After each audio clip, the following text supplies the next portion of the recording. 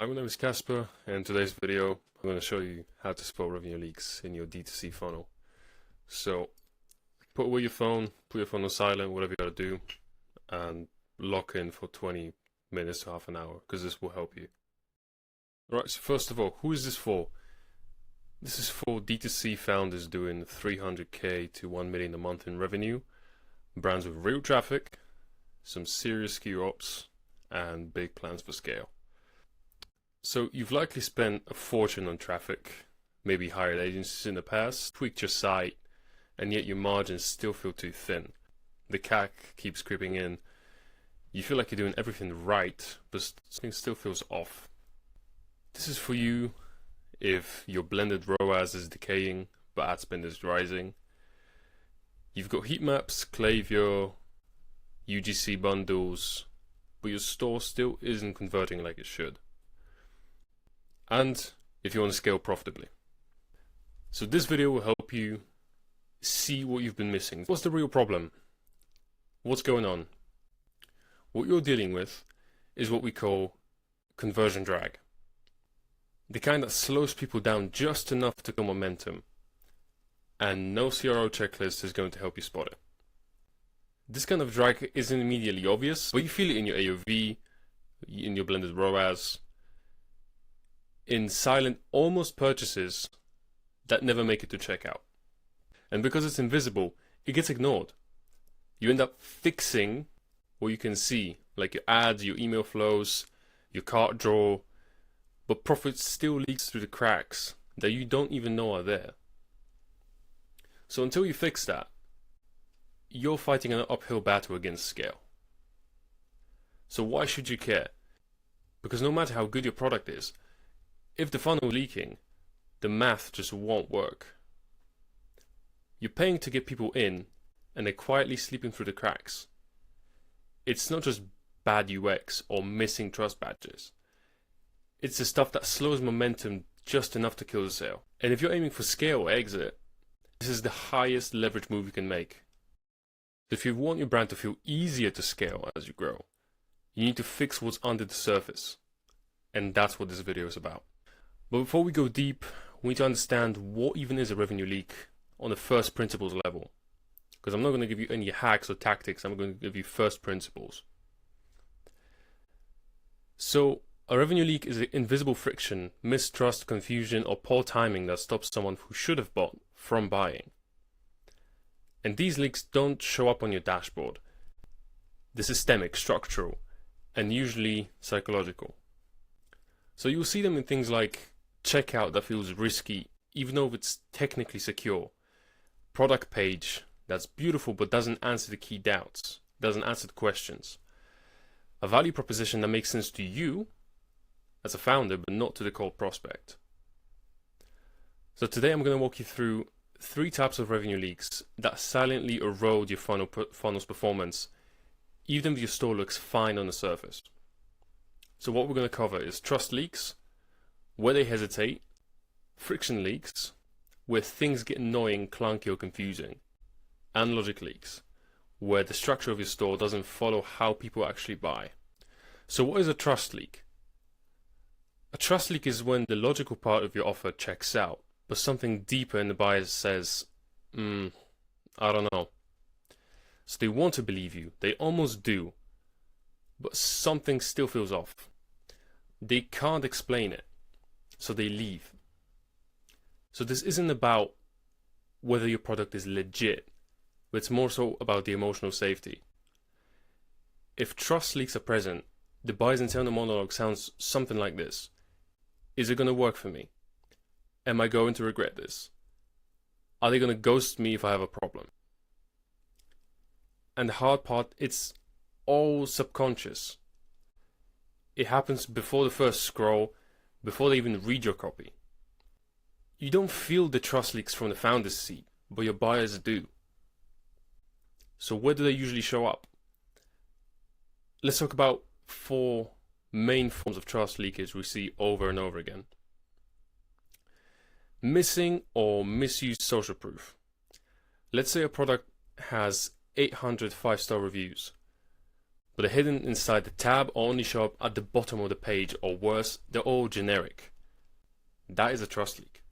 So generic reviews, what I mean is, love it, great product, fast shipping, will buy again. It's basically wasted space. Buyers don't want praise, they want evidence that people like them had the same doubts and still bought. Real trust is built when your reviews mirror the internal conversation already happening in your prospect's head. So examples that build trust. I was worried it wouldn't fit. I'm a size 14 and it fit perfectly. That's answering an objection. That's actively going on in the prospect's head. I tried 5 other brands.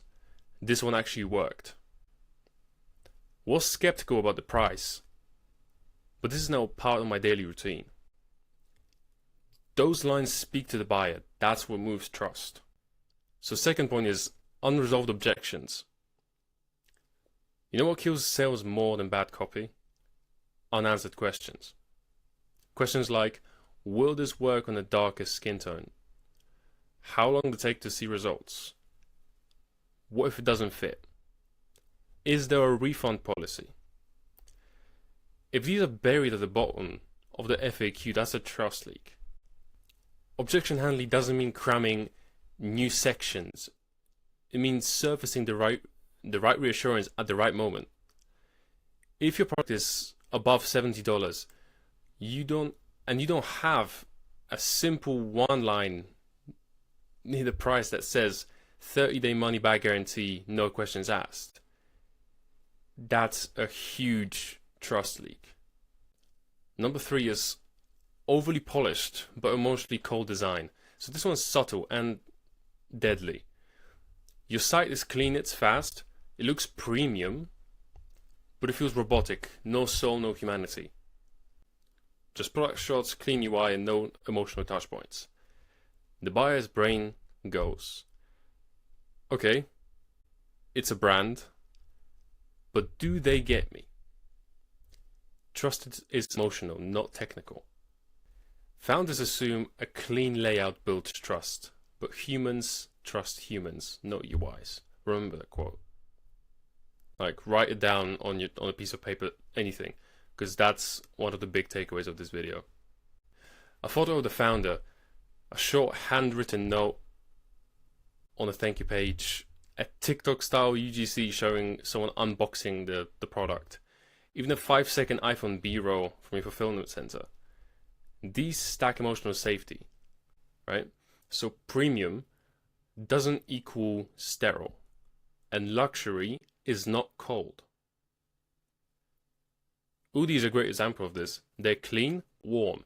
Everything feels playful, human, and really safe, right? In their design. You've got a guy smiling here, you've got the product shoots, and there's a lot of reassurance on this page. Because something like an Oodie, it's a purely emotional buy. It's not out of necessity.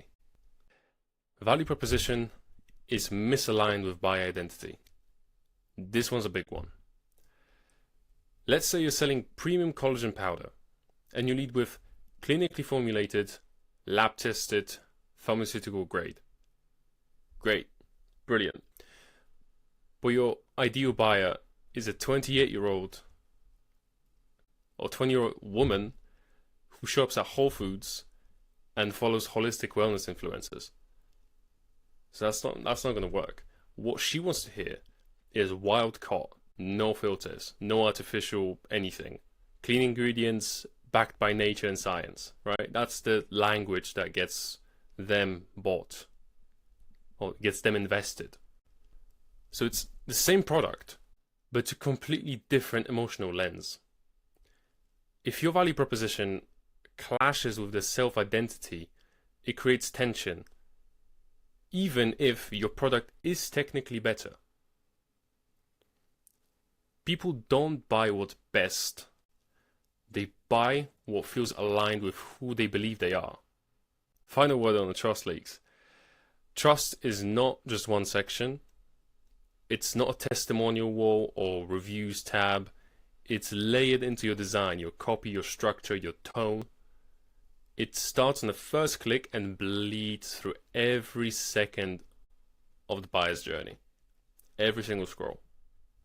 So what's next? Next up, friction leaks. Friction leaks are tiny, invisible irritants that quietly drain momentum from your funnel. They're not bugs. They're not huge, dramatic errors. They're not even wrong in the design sense, but they chip away at the buyer's intent. So friction doesn't break a funnel, it erodes it.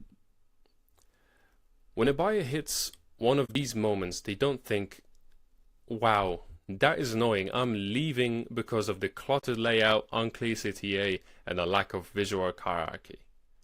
No. They just think, maybe later. And they bounce. They're not going to come back. Like, that's them gone. What are the biggest friction leaks? So let's break down the most common culprits we see again and again.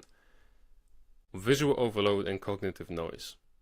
If your home page loads and the buyer sees timer bar, pop-up, 2 badges, floating CTA, sticky headline, hero image, 4-column grid, it's not broken, it's chaotic, right? It's too much at once.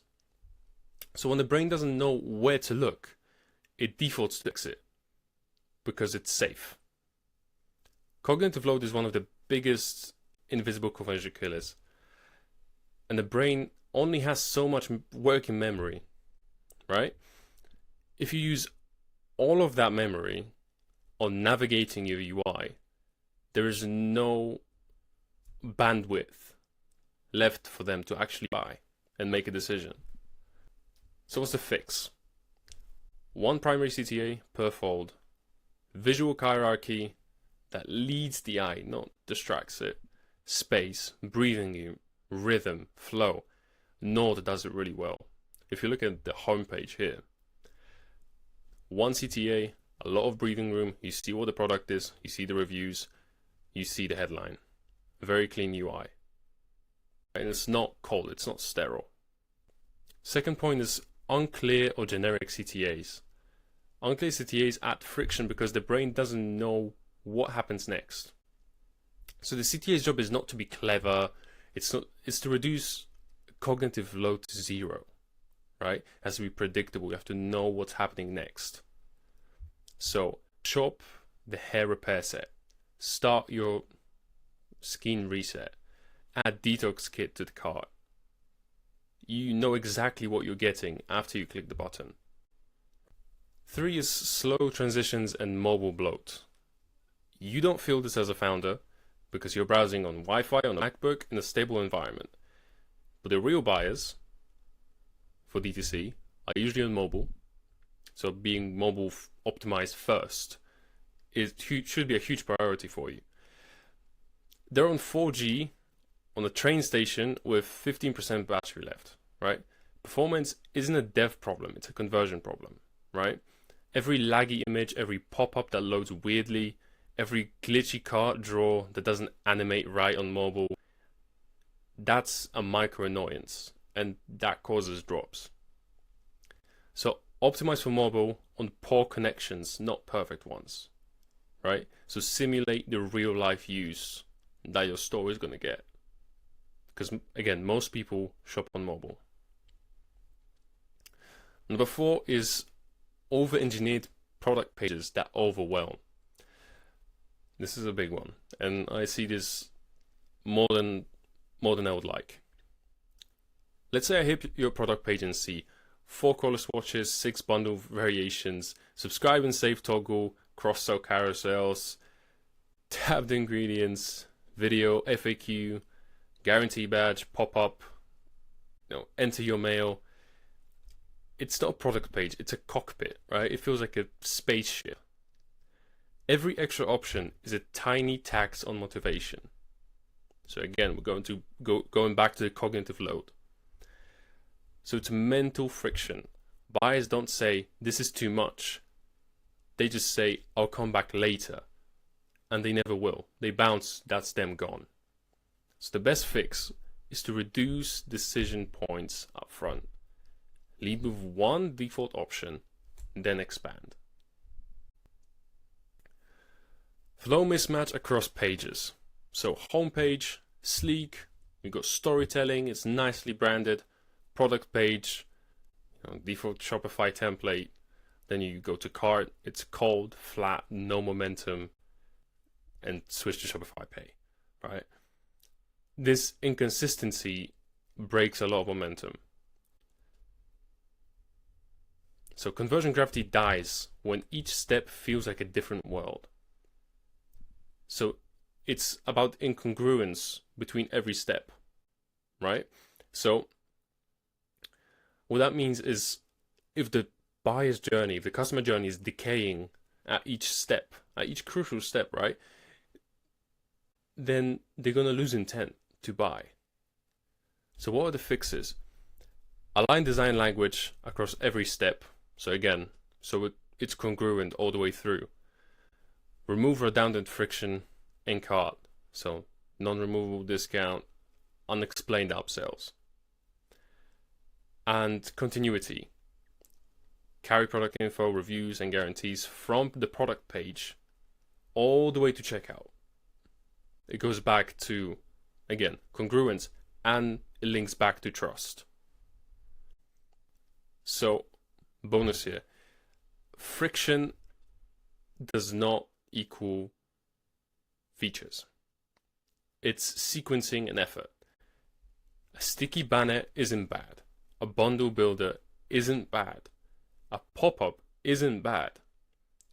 But when they're all fired within 3 seconds, right, in the 3-second window, well then again we'll go back to the cockpit example, right? Like you just getting blasted with everything at once.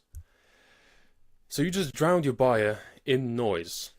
You created decision fatigue, and that's the number one hidden cause of high exit in high AOV brands. Don't kill momentum by giving too much choice before trust is earned. And the real problem here is this friction is invisible to you, right? Because as the founder, you already know your offer, you already trust your brand, you already understand your product logic. So you glide through the funnel with zero friction, but a cold buyer, they're seeing this for the first time, right? So see with their eyes, they're seeing it for the first time. You've seen it you put in thousands of hours into this, so you know it from the bottom up.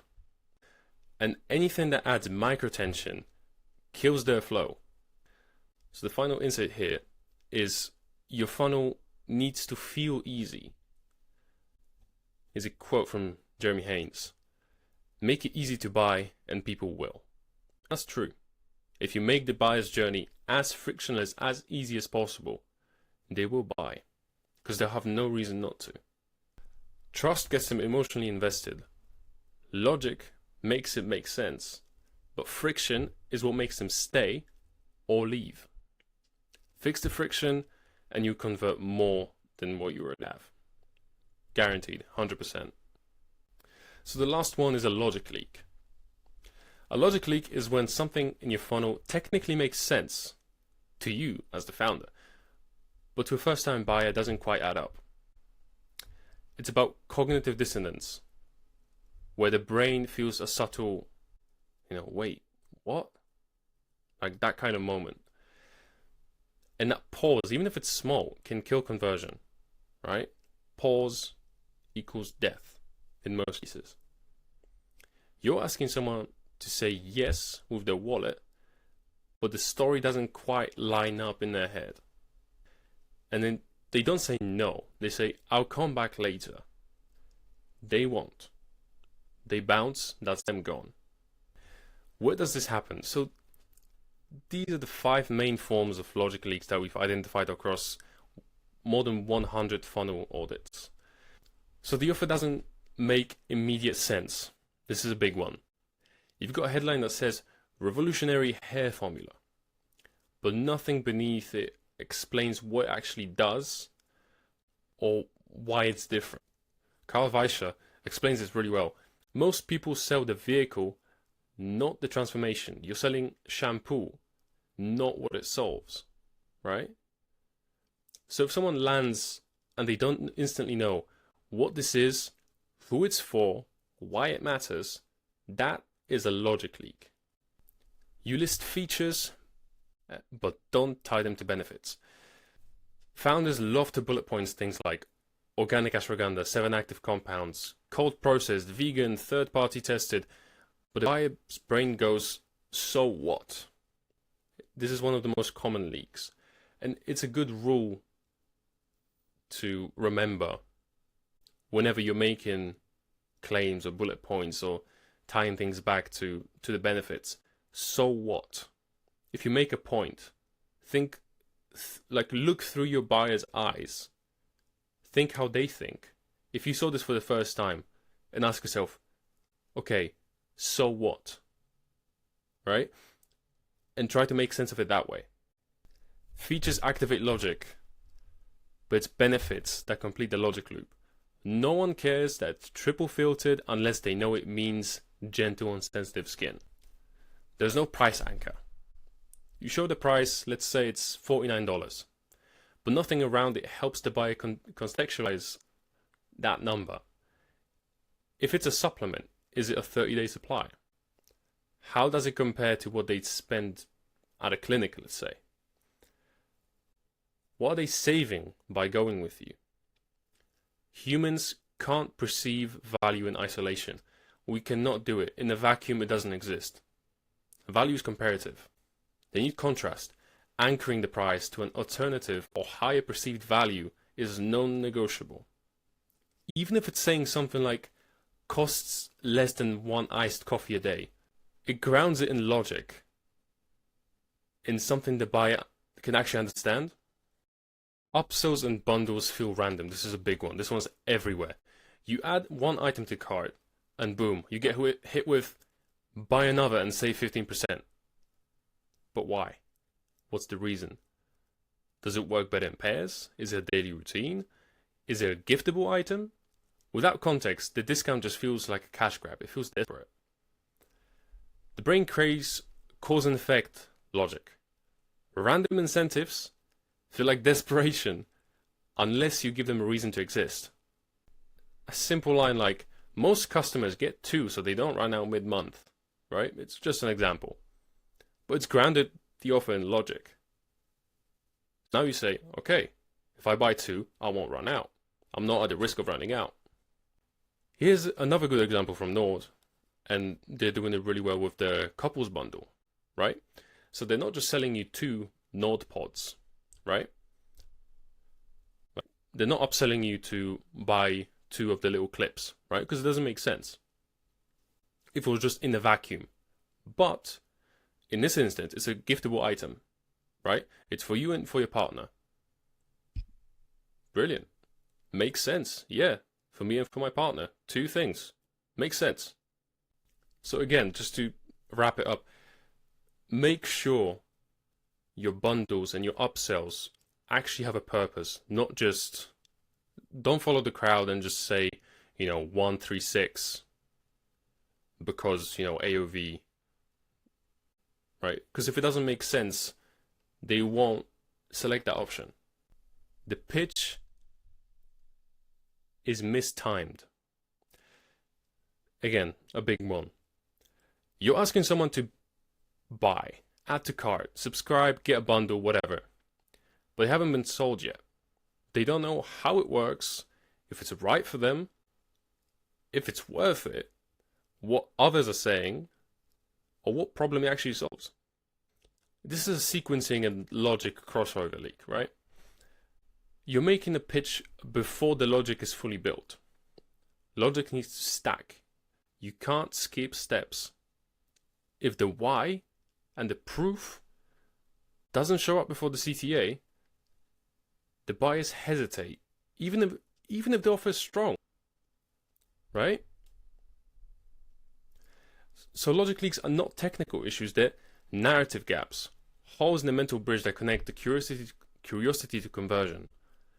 When logic is tight, the buyer thinks, yep, makes sense, let's do it. When logic is off, they think, maybe later. And as we've said many times today, maybe later means never. They bounce, they don't come back. So your job isn't just to explain the product. It's to make the story make sense for someone who doesn't know you, doesn't trust you yet, and has, 5 other tabs open on the computer, on the phone, whatever. Look, we're not saying don't use CTAs, don't use bundles, don't use pop-ups. We're saying don't drop them all at once. Don't show the right thing at the wrong time. And don't confuse motion with progress. Fixing the sequence means fixing the flow. So if you plug that leak and your conversion flow rises without you changing a single ad. If this video helped you get a different perspective on your funnel, think about it differently, drop a comment, share with a founder who you might think would find this video valuable, and tell me what other topics you'd like me to cover. And if you're doing at least 300k a month and you're driving real traffic to your website and you want to squeeze out more from every visitor and scale profitably, let's hop on a call. We'll walk through your funnel together. I'll show you where you're leaking profit and how to fix it. And if I genuinely think that would be a good fit, I'll make you an offer to help. Anyway, I appreciate you watching, and I'll see you in the next one.